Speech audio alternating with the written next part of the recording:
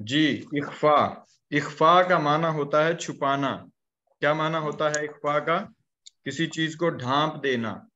اخفا کا معنی ہے چھپانا. اور یہاں تجوید میں اخفا سے کیا مراد ہے کہ نون ساکن یا نون تنوین کے بعد حروف اخفا میں سے کوئی حرف آئے گا تو نون ساکن یا نون تنوین پر اخفا کریں گے. نون ساکن یا نون تنوین پر اخفا کریں گے. اب قرآن مجید میں جہاں بھی نون ساکن یا نون تنوین کے بعد حروف اخفا میں سے کوئی حرف آئے گا تو وہاں پر نون ساکن اور نون تنوین پر اخفا کریں گے. نون ساکن اور نون تنوین پر اخفا کریں گے. اور حروف اخفا کتنے ہیں؟ حروف اخفا 15 ہیں. حروف اخفا کتنے ہیں؟ 15 ہیں. حروف اخفا کتنے ہیں؟ 15 ہیں. اب ان کو 4 سیٹس میں ان کو تقسیم کیا ہے. 4 سیٹس میں تقسیم کیا ہے اور یہاں آپ کے سامنے یعنی ہائی لائٹ ہیں اور کچھ کو یلو کلر دیا ہوا ہے اور کچھ کو وائٹ کلر دیا ہوا ہے. تو اس طرح سے یہ 4 سیٹس ہیں. اب ان 15 حروف کو ہم نے یاد رکھنا ہے کہ یہ جب بھی نون ساکن یا نون تنوین کے بعد آئیں گے تو نون ساکن یا نون تنوین پر اخفا کریں گے. اور وہ کون سے حروف ہیں؟ اور وہ یہ حروف ہیں: تا، ثا، جیم، دال، زال، زا، سین، شین، صاد، ضاد، طا، ظا، فا، قاف، کاف. یہ 15 حروف ایسے ہیں کہ جو قرآن مجید میں جہاں بھی نون ساکن یا نون تنوین کے بعد آئیں گے تو نون ساکن یا نون تنوین پر اخفا کریں گے، یعنی اس آواز کو چھپا کے پڑھیں گے. نون ساکن یا نون تنوین پر اخفا کریں گے. یہی اس کا حکم ہے. یہ 15 حروف ایسے ہیں جو قرآن مجید میں جہاں بھی آئیں نون ساکن یا نون تنوین کے بعد تو نون ساکن یا نون تنوین پر کیا کریں گے؟ اخفا کریں گے. نون ساکن یا نون تنوین پر اخفا کریں گے. مثال کے طور پر کنتم، نون ساکن تھا اور نون ساکن کے بعد تا، یہ حروف اخفا میں سے آ گیا تو اس لیے ہم نے اس کو ظاہر کر کے نہیں پڑھا بلکہ نون ساکن کو چھپا کے پڑھا. ظاہر کر کے پڑھتے تو کہتے کنتم. ہم نے کنتم نہیں کہا، کنتم نہیں کہا بلکہ کنتم چھپا کے پڑھا. اسی طرح سے انزلہ، اس میں زا کہاں سے ہے؟ یہ حروف اخفا میں سے ہے. زا کہاں سے ہے جی؟ حروف اخفا میں سے ہے. تو یہاں پر بھی ہم نے نون ساکن پر اخفا کرنا ہے. انزلہ نہیں پڑھنا بلکہ انزلہ. پھر اسی طرح سے من قبلک، نون ساکن ہے، نون ساکن کے بعد قاف آ گیا ہے تو اب اس کو ہم من قبلک نہیں پڑھیں گے بلکہ من قبلک. ٹھیک ہے؟ آواز آ رہی ہے میری؟ جی سر. جی من قبلک کیسے پڑھیں گے؟ بولیں ذرا سارے ایک دفعہ. تھوڑی من قبلک. کس کو تھوڑی آئی ہے؟ بتائیں کہاں پہ مسئلہ ہے؟ میں دوہرا دیتا ہوں. جی میں دوہرا دیتا ہوں، میں ایک دفعہ پھر دوہرا دیتا ہوں. اخفا ہم نے پڑھا، یہ نون ساکن اور نون تنوین کے قواعد میں سے ہے. اخفا اس کا معنی ہوتا ہے چھپانا، اس کا معنی ہوتا ہے چھپانا. اور حروف اخفا کل ہی ہم دیکھ چکے ہیں کہ ان کا مطلب نون ساکن یا نون تنوین کا یہ ہے کہ ان کے بعد کوئی ایسا حرف آئے گا جس کی وجہ سے یہ قاعدہ لگے گا، چاہے وہ اظہار کا ہو، چاہے اخفا کا ہو، چاہے اقلاب کا ہو، چاہے ادغام کا ہو. کوئی بھی قاعدہ اس وقت تک نہیں لگے گا اور یہ ڈیفائن کرے گا بعد میں آنے والا حرف. یعنی نون ساکن یا نون تنوین کہیں پہ آیا اور اس کے بعد آنے والا حرف یہ ڈیفائن کرے گا، یہ طے کرے گا کہ نون ساکن یا نون تنوین کو ہم نے چھپا کے پڑھنا ہے یا نون ساکن یا نون تنوین کو ہم نے ظاہر کر کے پڑھنا ہے یا کہ اس کو ضم کرنا ہے یا اس کو چھوٹی میم کے ساتھ ہم نے بدلنا ہے. یہ فیصلہ کریں گے وہ حروف جو نون ساکن اور نون تنوین کے بعد آئیں گے. اب اس کے بعد ہم نے پڑھا کہ اظہار، وہ ہم نے 6 حروف الگ کر دیے. وہ 6 حروف ان حروف میں سے نہیں ہیں، وہ الگ 6 حروف ہیں جن کو ہم نے حمزہ، ہا، عین، ہا، غین، خا کہا کہ جب بھی نون ساکن یا نون تنوین کے بعد یہ 6 حروف آئیں گے تو ان حروف پر ہم کیا کریں گے؟ اخفا کریں گے. ان حروف پر ہم نون ساکن یا نون تنوین پر اظہار کریں گے. اب اسی طرح سے ہم یہ کہہ رہے ہیں کہ دوسرا قاعدہ اخفا کا ہے، اور اخفا کا مطلب ہے چھپانا. تو ہم نے حروف اخفا بھی پڑھے. حروف اخفا 15 ہیں، اور وہ کون سے ہیں؟ تا، ثا، جیم، دال، زال، زا، سین، شین، صاد، ضاد، طا، ظا، فا، قاف، کاف. یہ 15 حروف ایسے ہیں جو نون ساکن اور نون تنوین کے بعد آئیں گے تو ہم نون ساکن اور نون تنوین پر کو چھپائیں گے. ان کی مثالیں ہم پڑھ رہے ہیں. پہلی مثال ہم نے پڑھی نون ساکن کی، یہ نون ساکن کن تم میں آیا، تو ہم نے یہاں پہ کن تم نہیں پڑھا بلکہ کن تم پڑھا. کن تم، یہاں پہ آواز کو ہم نے چھپایا، نون ساکن پہ آواز کو چھپایا.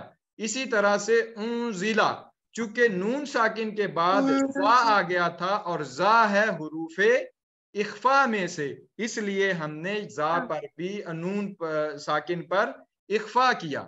جیسے تم پر کیا تھا اسی طرح سے انزلہ نہیں پڑھا بلکہ انزلہ. انزلہ چاہیے تو تھا کہ وہ نون ہے تو نون کو ہم پوری آواز کے ساتھ پڑھتے. نون کی آواز کو ہم نے کیوں چھپایا؟ اس کی وجہ یہ ہے کہ اس کے بعد نون ساکن کے بعد زا آ گیا اور زا حروف اخفا میں سے ہے. اس لیے ہم نے کہا کہ نون ساکن یا نون تنوین کے بعد جب بھی حروف اخفا میں سے کوئی حرف آئے گا تو نون ساکن اور نون تنوین پر ہم کیا کریں گے؟ اخفا کریں گے. یعنی ان 15 حروف میں سے کوئی حرف بھی نون ساکن یا نون تنوین کے بعد آ جائے تو ہم نون ساکن اور نون تنوین پر کیا کریں گے؟ اخفا کریں گے. نون ساکن اور نون تنوین پر اخفا کریں گے. ابھی بات کلیئر ہے؟ یس سر. آپ کو کلیئر ہے؟ جی سر. اوکے، آگے چلتے ہیں. دیگر 2-3 مثالیں بھی یہاں پہ لکھی ہوئی ہیں، آپ ان کو بھی دیکھ لیں. میں آگے چلتا ہوں. بلکہ نون تنوین کی ایک مثال میں آپ کے سامنے، یہ جاعلن فی الارض، جاعلن فی الارض، لام کے اوپر 2 پیش ہے. یہاں پہ جاعلن فی الارض دیکھیں تو نون تنوین کے بعد فا آ گیا ہے، اور اب دیکھیں حروف اخفا کو، کیا ان میں لفظ فا، حرف فا ہے؟ اگر حرف فا ان میں ہے تو یہ نون ساکن نون تنوین کے بعد آیا ہے، اس لیے یہاں پر بھی ہم جاعلن نہیں پڑھیں گے بلکہ جاعلن فی الارض، جاعلن فی الارض. ٹھیک ہے، تو اسی طرح سے جاعلن فی الارض. ٹھیک، تو یہاں پر نون تنوین کی آواز کو ہم چھپا رہے ہیں، نون تنوین کی آواز کو ہم چھپا رہے ہیں. کل جو قاعدہ پڑھا وہ اظہار کا تھا، آج جو قاعدہ ہم پڑھ رہے ہیں وہ اخفا کا ہے. 2 قاعدے مزید رہتے ہیں، انتہائی آسان ہیں، وہ بھی انتہائی آسان. اور جیسے میں نے عرض کیا کہ 70% قرآن مجید پڑھنا ٹھیک ہو جاتا ہے، اس کی ہم عملی مشق بھی کر کے یہیں پہ دیکھیں گے، قرآن مجید میں دیکھیں گے جب ہم عبارت کو پڑھیں گے. تو ایک دفعہ پھر میں آپ کے سامنے مختصراً دہرا دیتا ہوں کہ اخفا کا مطلب ہوتا ہے چھپانا، اور حروف اخفا 15 ہیں: تا، ثا، جیم، دال، زال، زا، سین، شین، صاد، ضاد، طا، ظا، فا، قاف، کاف. اب آپ ان کو مزید کیٹیگرائز کر سکتے ہیں اپنے طور پہ یاد رکھنے کے لیے. سین، شین کو الگ یاد کر سکتے ہیں، صاد، ضاد کو الگ ایک یعنی پیر بنا سکتے ہیں، طا اور ظا کو الگ پیر بنا سکتے ہیں. تو یہ آپ کی چوائس ہے، جس طرح سے آسانی سے آپ کو یاد ہوں. میں نے 4 مختصر بنا دیے اور بتا دیا. تا، ثا، جیم یہ 3 الگ کر دیے، دال زال زا یہ 3 الگ کر دیے. سین شین صاد ضاد طا ظا یہ الگ کیٹیگری میں آ گئے. فا قاف کاف. اس طرح سے ایک آواز میں ردم بن جاتا ہے. اس ردم کی وجہ سے یہ 15 کے 15 یاد ہو جاتے ہیں. یہ 15 کے 15 یاد ہو جاتے ہیں. میں آپ کے سامنے ایک دفعہ دہراتا ہوں اسی ردم میں. پہلا حرف ہمارے پاس تا ثا جیم دال زال زا سین شین صاد ضاد طا ظا فا قاف کاف. فا قاف کاف. تو یہ ہمارے پاس 15 حروف ہیں جو نون ساکن اور نون تنوین کے بعد آئیں گے تو نون ساکن اور نون تنوین پر اخفا ہوگا. یعنی نون ساکن اور نون تنوین کی آواز کو ہم چھپا کے پڑھیں گے. نون ساکن اور نون تنوین کی آواز کو ہم چھپا کے پڑھیں گے. ٹھیک. مثال کے طور پر کنتم انزلا من قبلک انفسہم جائلون فی الارض. ٹھیک. تو یہ اس طرح سے چند ایک مثالوں کے ساتھ اس کی میں نے آپ کے سامنے مختصر سی, تاکہ یہ اس میں تفصیلات میں اس لیے بھی یعنی ایڈ نہیں کر رہا کہ یہ جہاں تک سمجھنے کے بعد ہم اتنے قابل ہو جاتے ہیں کہ ہمیں نون ساکن کا قاعدہ اخفاء کا آ جائے, اور آ جاتا ہے. کل انشاءاللہ آپ سب اس کو دہرائیں گے بھی اور سنائیں گے بھی. آگے چلتے ہیں. اگر کسی کو سمجھ نہیں آئی تو کوشچن پوچھ سکتا ہے. کسی قسم کی سمجھ نہیں آئی اس میں سے تو بلا جھجک. اور یہ تو السوال نصف العلم اس طرح کا کوئی معقولہ بھی ہے, یعنی ہے کہ جو سوال ہوتا ہے وہ آدھا علم ہوتا ہے. تو جو سوال کرتا ہے اس کو بات کی سمجھ آ جاتی ہے, اور جو یعنی آپ اس کو یوں سمجھ لیں کہ شائع فیل کرتا ہے سوال کرنے میں, تو اپنی زندگی میں وہ ہمیشہ شائع ہی رہتا ہے, اور وہ کبھی اس قدر آگے نہیں بڑھ سکتا جس قدر ایک غلط پوچھیں. چونکہ یہ کلاس سیکھنے کے لیے ہے, یہ ایک سیکھنے کا ماحول ہے. یہاں کسی قسم کا یہ ڈر نہیں ہے کہ ہمیں کوئی مارے گا, یہاں کوئی ڈر نہیں ہے کہ ہماری پریزنٹیشن غلط ہوگی تو ہمیں اگلی دفعہ کوئی موقع نہیں دے گا. نہیں, یہ چونکہ کلاس سراسر ایک سیکھنے کا ماحول ہوتا ہے, سمجھنے کا ماحول ہوتا ہے, تو اس میں اگر غلط ہوگا تو ہم اس کو درست کر سکیں گے. اگر ہم غلط ہی نہیں بولیں گے تو پھر ہمیں تو یہ ساری چیزیں آتی ہیں. اور انسان کبھی بھی سارا کچھ سیکھ کے پیدا نہیں ہوتا, اس کو سیکھنا پڑتا ہے. پہلے ماں باپ اس کو سکھاتے ہیں, پھر وہ خود کوشش کر کے محنت کر کے سیکھتا ہے. وہ چاہے اپنی عملی زندگی میں سیکھتا ہو, علم سیکھتا ہو, معاشرتی اصول قوانین سیکھتا ہو, کچھ بھی سیکھتا ہو, تو اس کو سیکھنے کے لیے ضروری ہوتا ہے کہ وہ چیزوں کو سیکھے. تو سیکھنے کے لیے سوال ایک مؤثر ذریعہ ہوتا ہے. تو کسی کا اگر کوئی کوشچن ہے تو میں اس کو انٹرٹین ضرور کروں گا. ضمائر مکمل کر لی تھی, اپنی متصلہ بھی اور منفصلہ بھی. اب ہم پڑھنے جا رہے ہیں آج انتہائی آسان چیز گرامر میں, انتہائی آسان, سب سے آسان ترین چیز ہے یہ, آسان ترین, اور وہ ہیں اسماء موصولہ. اسماء اسم کی جمع, موصولہ صلہ سے. صلہ کا مطلب ہوتا ہے جڑنا. صلہ کا مطلب ہوتا ہے جڑنا. صلہ کا کیا مطلب ہوتا ہے جی؟ جڑنا. تو جیسا کہ نام سے ظاہر ہے کہ یہ ایسے اسماء ہیں جو جوڑنے کے لیے استعمال ہوتے ہیں, جو جوڑنے کے لیے استعمال ہوتے ہیں. کس کے لیے؟ جوڑنے کے لیے. جوڑنے کے لیے. جوڑنے کے لیے. صلہ کا مطلب ہوتا ہے جڑنا. تو ایسے اسماء جو جملے کو جوڑنے کے لیے استعمال ہوں, ایسے اسماء جو جملے کو جوڑنے کے لیے استعمال ہوں, ان کو اسماء موصولہ کہتے ہیں. ان کو اسماء موصولہ کہتے ہیں. وہ اسم ہوتے ہیں کہ جو صلہ کے لیے آتے ہیں, جوڑنے کے لیے. مثال اس میں جو معنی پایا جاتا ہے وہ جو, جس کا, جن کا, اس معنی میں استعمال ہوتے ہیں. اس معنی میں جو, جس, جن کا, یہی وہ لوگ, اس طرح سے ان کے معنی جو ہیں وہ آتے ہیں. واحد, تثنیہ اور جمع اسی طرح سے ٹیبل ہے.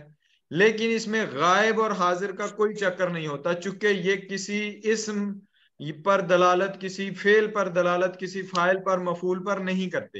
یہ دو چیزوں کو جوڑتے ہیں، دو پارٹس کو جوڑتے ہیں تاکہ معنی واضح ہو جائے، تاکہ کلمات کا معنی واضح ہو جائے کہ یہ بات کس کے متعلق ہو رہی ہے. تو جس کے متعلق، جو کے متعلق، جن کے متعلق ہو رہی ہوتی ہے تو اس کو یہ ظاہر کرتے ہیں، اس کو یہ ظاہر کرتے ہیں. سادہ سی بات، اسماء موصولہ سے مراد ایسے اسماء جو جملے کو جوڑنے کے لیے استعمال ہوتے ہیں ان کو اسماء موصولہ کہتے ہیں، ان کو اسماء موصولہ کہتے ہیں. جیسے واحد، تثنیہ، جمع کے لیے، مذکر اور مؤنث کے لیے فرسٹ صیغہ، فرسٹ فارم جو بولی جاتی ہے وہ ہے الذی. وہ کیا ہے؟ الذی، اللذان، الذین، الذی، اللذان، الذین، الذی، اللذان، الذین. مؤنث کے لیے اللتی. اب میرا خیال ہے یہ تثنیہ اور جمع کا چکر آپ کو پھر سے بتانے کی ضرورت نہیں ہے اگر آپ کلیئر ہیں اس پہ تو. جی سر. اللتی، اللتان، اللاتی. اس کی جگہ پہ ایک اور بھی آتا ہے اللائی، لیکن وہ قرآن مجید میں مختصر مقامات ایسے ہیں، یعنی چیدہ کہیں کہیں وہ استعمال ہوا ہے، یعنی وہ گنتی کے مقامات ہیں اللائی جو استعمال ہوا ہے. اس لیے یہاں پر جو متداول اور بار بار استعمال ہوا ہے وہ اللتی، الذی، اللذان، اللذین، اللتی، اللتان، اللاتی، اللاتی، اللتان، اللاتی، الذی، اللذان، اللذین، اللتی، اللتان، اللاتی، اللتان، اللاتی، اللتان، اللاتی، الذین، الذی، اللذان، اللذین، اللتی، اللتان، اللاتی. تو یہ کیا چیز ہے؟ یہ اسماء موصولہ ہیں، یہ اسماء موصولہ ہیں. کلیئر ہوئی بات یہاں تک؟ معنی کی طرف اب آتا ہوں. واحد، یہ ایک کے لیے، مثال کے طور پہ رجل لفظ ہے، سب کو سمجھ آ جائے گی، ایک مرد کے لیے استعمال ہوتا ہے رجل. کہیں گے ہم الذی رجل، الذی رجل، وہ مرد جس کا، وہ مرد جو، الذی، الذی جو، جس کا، یہ وہ مرد ہے. ٹھیک ہے، الذی رجل. اسی طرح سے تثنیہ کے لیے اللذانی رجلان، اللذانی رجلان، تو یہ تثنیہ کے لیے. جمع کے لیے الذین، یہ بکثرت استعمال ہوئے ہیں قرآن مجید میں، بکثرت استعمال ہوئے ہیں، ہر آیت میں آپ ان کو پائیں گے، ہر آیت میں. تو الذین جمع کے لیے. اب یہ اصول اور کلیہ اور قاعدہ ہے، اس سے ہم کیا ہوگا، ہم سمجھ جائیں گے کہ قرآن مجید کو جب ہم پڑھیں گے بغیر دیکھے ترجمہ ہم سمجھ جائیں گے کہ یہاں بہت زیادہ لوگوں کی بات ہو رہی ہے، یہاں دو لوگوں کی بات ہو رہی ہے، اور یہاں ایک بندے کی بات ہو رہی ہے. کس سے؟ الذی، اللذان، اللذین، اللتی، اللتان، اللاتی، اللاتی. تو یہ گردان ہے. سارے مل کے ایک دفعہ دہرائیں، الذی، اللذان، اللذین،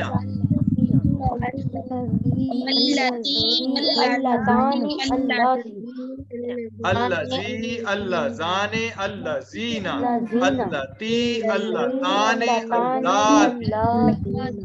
تو یہ کیا ہے؟ اسماء موصولہ ہے، یہ اسماء موصولہ ہیں، اسماء موصولہ ہیں.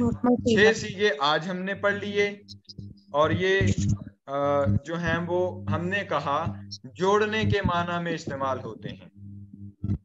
کن معنی میں استعمال ہوتے ہیں؟ جوڑنے کے معنی میں. تو دو کلمات کو جوڑنے کے لیے یہ استعمال ہوتے ہیں. دو کلمات کو جوڑنے کے لیے یہ استعمال ہوتے ہیں اور ان کو ہم کہتے ہیں کہ یہ اسماء موصولہ ہیں. اسماء موصولہ. موصولہ صلہ کی جمع ہے. موصولہ صلہ کی جمع ہوتی ہے.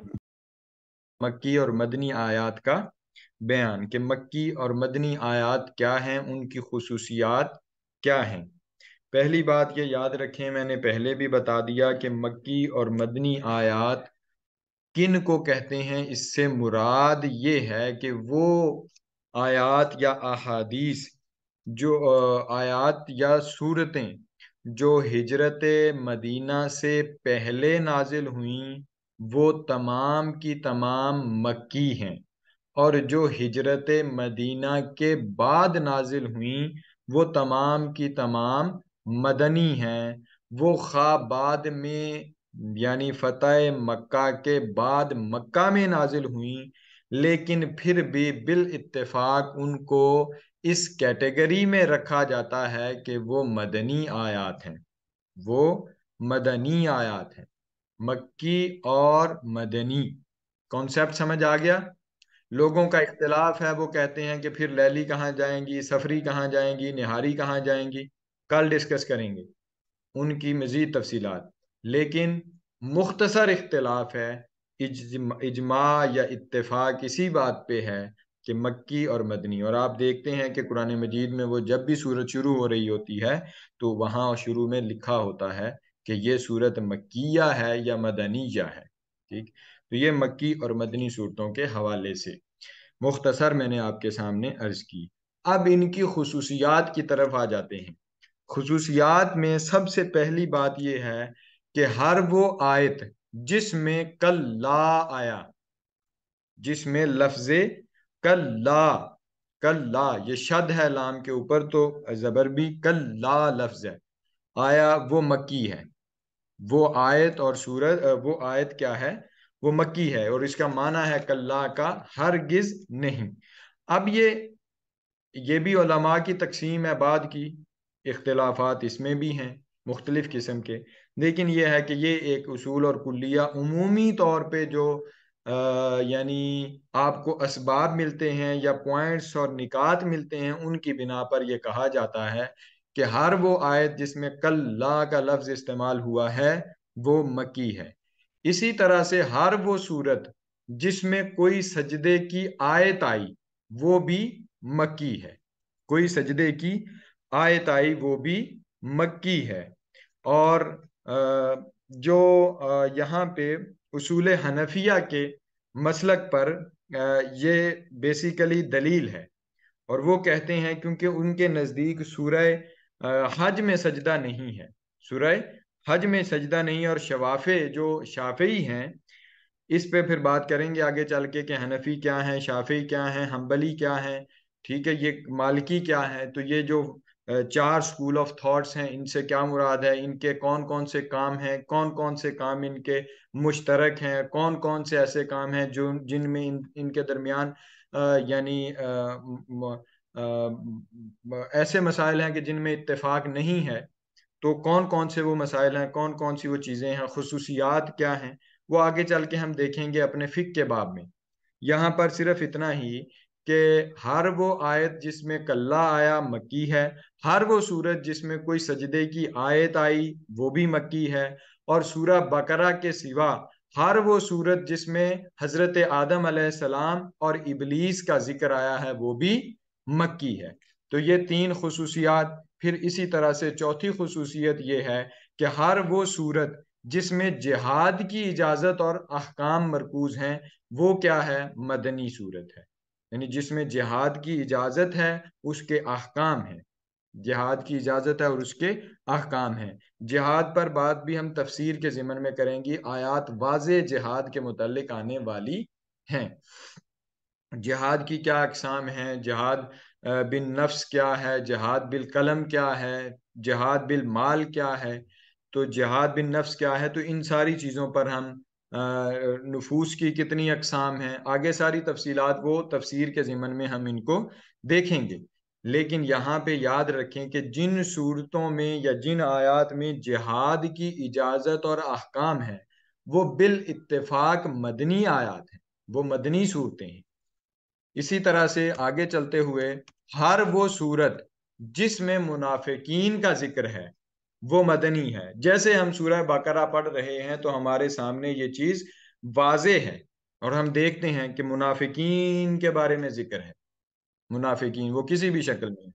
اسی طرح سے مکی صورتوں میں عموماً خطاب یا ایہا الناس یعنی اے لوگوں کہہ کر کیا گیا ہے، اور مدنی میں یا ایہا الذین آمنو، الذین آمنو، دیکھیں آپ کا وہ قاعدہ جو پیچھے آپ پڑھ کے آئے الذین، وہ بھی یہاں پہ آ گیا۔ تو اس کا مطلب یہ ہے کہ وہ سارے جو ایمان لائے، وہ سارے جو ایمان لائے، تو یہاں پہ کہا یا ایہا الذین آمنو، وہ سارے جو ایمان لائے، تو یہ بھی کیا ہے، یہ مدنی ہے، اور جو یا ایہا الناس سے مخاطب کی گئی ہیں وہ مکی ہیں۔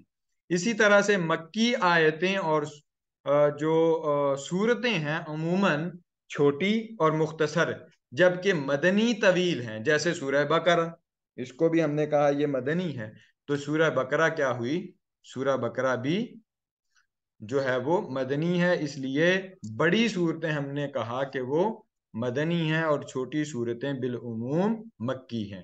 اسی طرح سے مکی صورتیں عموماً توحید و رسالت اور مدنی معاشرتی اصلاح احوال کے موضوعات پر ہیں۔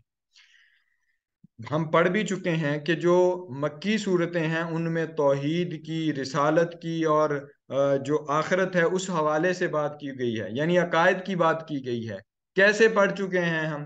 وہ اس طرح سے ہم پڑھ چکے ہیں کہ جب ہم نے شان نزول پڑھا تھا، سورہ بقرہ کا شان نزول پڑھا تھا، تو ہم نے کہا تھا کہ وہاں مشرکین موجود تھے، مدینہ پاک میں مشرکین موجود نہ تھے بلکہ یہودی اور نصرانی موجود تھے۔ دونوں کے عقائد سیم تھے، توحید بھی تھی، رسالت بھی تھی اور آخرت بھی تھی، یہی چیزیں اسلام کے پاس تھیں، تو اس لیے ضرورت نہیں تھی کہ ان چیزوں پہ بات کی جائے، بلکہ بات ان کی معاشرتی اصلاح پہ، ان کے احوال کو درست کرنے پہ کی گئی، جس کا تفصیلی تذکرہ ہماری تفسیر میں گزر چکا ہے اور مزید بھی آگے آ رہا ہے۔ اسی طرح سے مکی صورتوں میں مقابلہ بت پرستوں سے ہے، یعنی مقابلہ بت پرستوں سے تھا مکی صورتوں میں، اور مدنی صورتوں میں اہل کتاب اور منافقین سے ہے، جس کا میں ذکر کر چکا۔ 10 نمبر اس میں پوائنٹ یہ ہے کہ مکی صورتوں کا اسلوب بیان زیادہ تر پر شکوہ اور مدنی صورتوں کا انداز ذرا سادہ ہے، انداز ایسا ہے کہ جو سادہ ہے، اور مدنی مکی صورتوں میں شکوہ ہے۔ وہ آپ پورا سینیریو ذہن میں رکھیں تو بات کی سمجھ آ جاتی ہے۔